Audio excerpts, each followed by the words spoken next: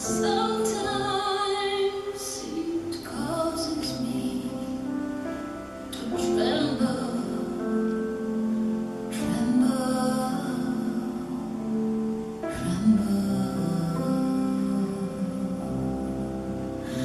Were you there when the lady me loved too?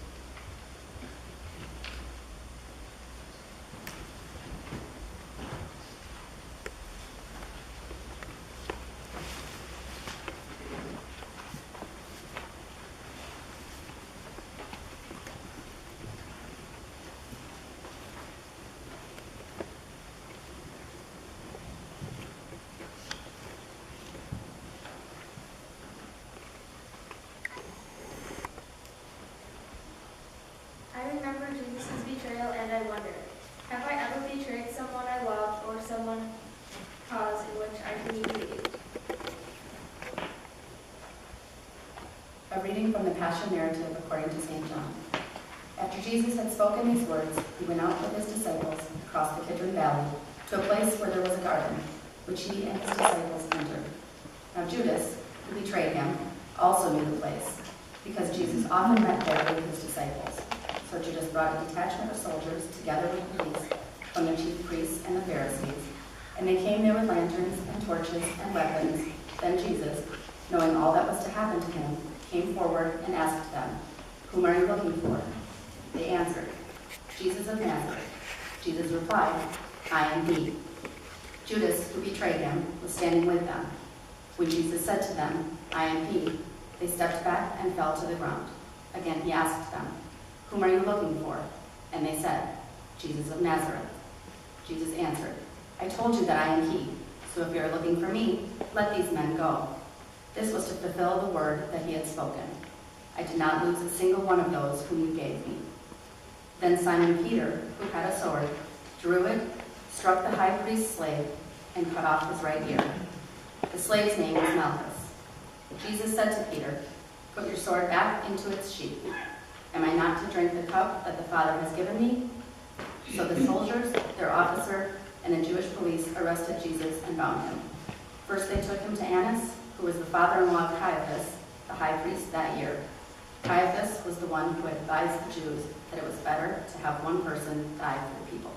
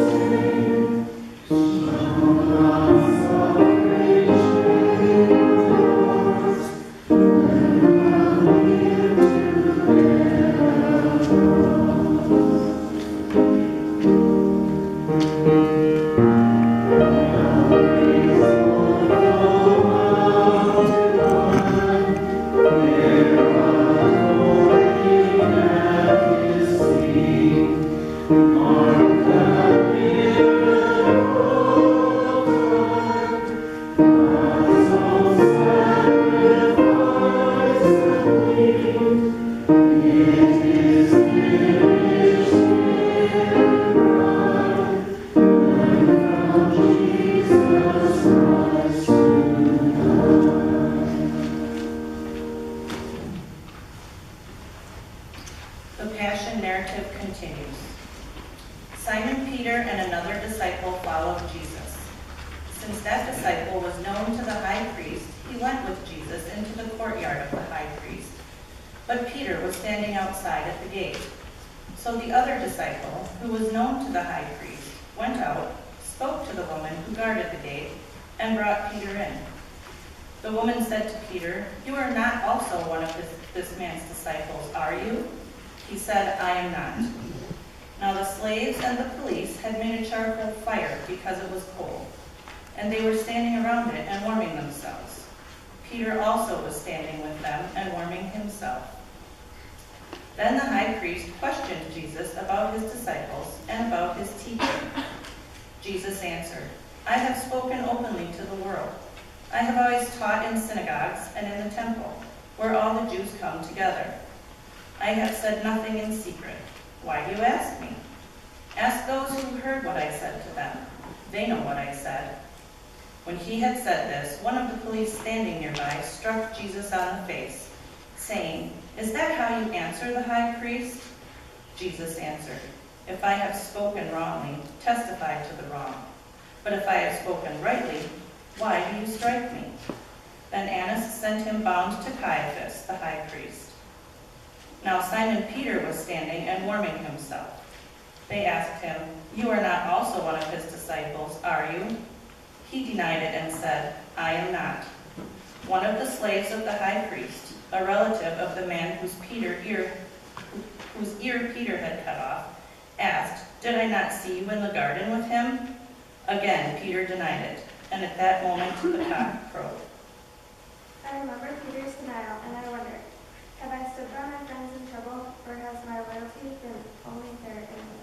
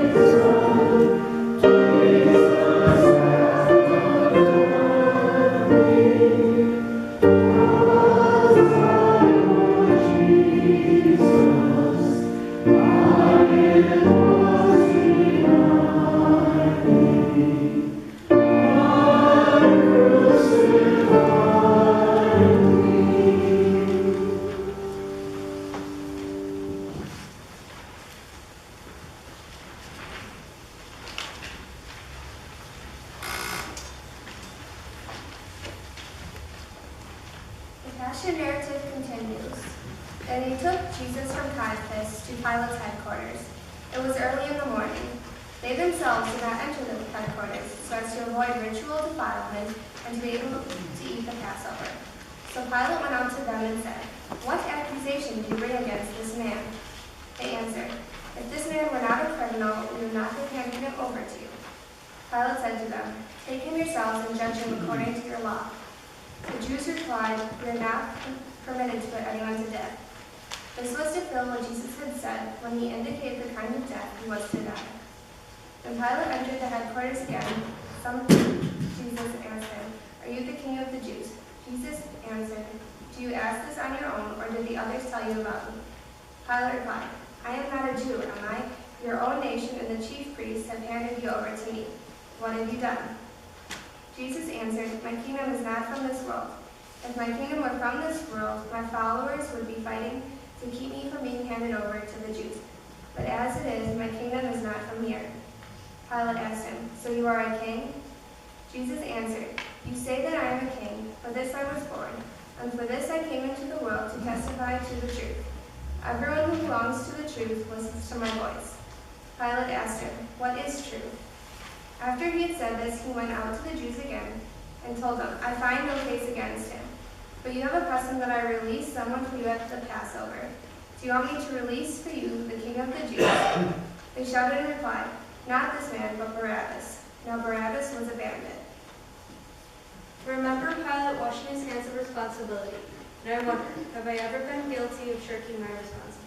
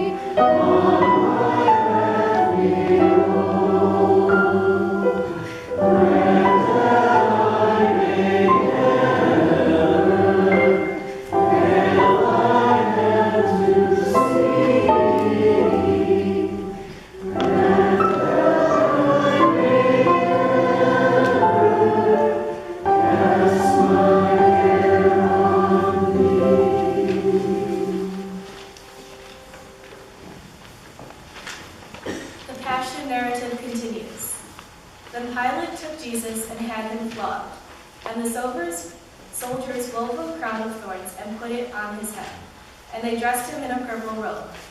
They kept coming up to him, saying, "Hail, King of the Jews," and striking him on the face. Pilate went out again and said to them, "Look, I am bringing him out to you to let you know that I find no case against him." So Jesus came out, wearing the crown of thorns and the purple robe. Pilate said to them, "Here is the man."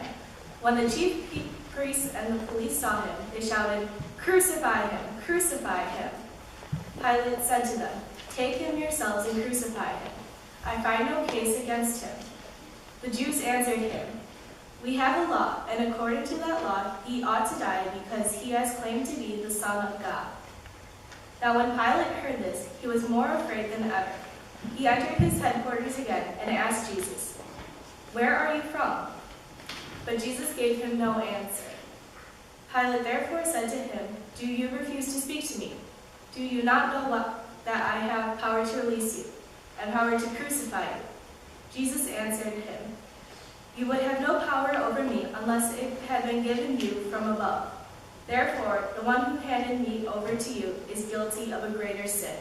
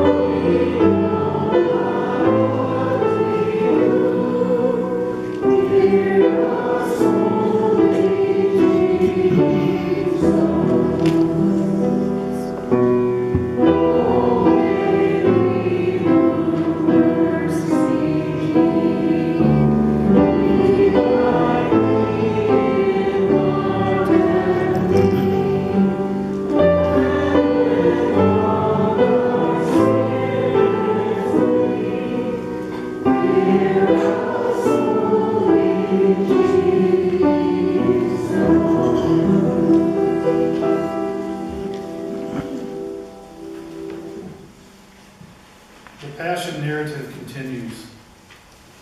From then on, Pilate tried to release him, but the Jews cried out, "If you release this man, you are no friend of the emperor.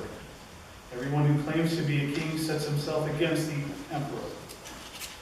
When Pilate heard these words, he brought Jesus outside and sat on the judge's bench at a place called the Stone Pavement, or in Hebrew, Gabbatha. Now it was the day of the preparation for the Passover, and it was about noon. He said to the Jews, "Here is your king." They cried out, "Away with him! Away with him! Crucify him!" Pilate asked them, "Shall I crucify your king?" The chief priests answered, "We have no king but the emperor." Then he handed him over to them to be crucified. I remember the mob crying, "Crucify him." And I wonder, have I ever been a part of a mob which acted by emotion, or have I done things I never would have done alone?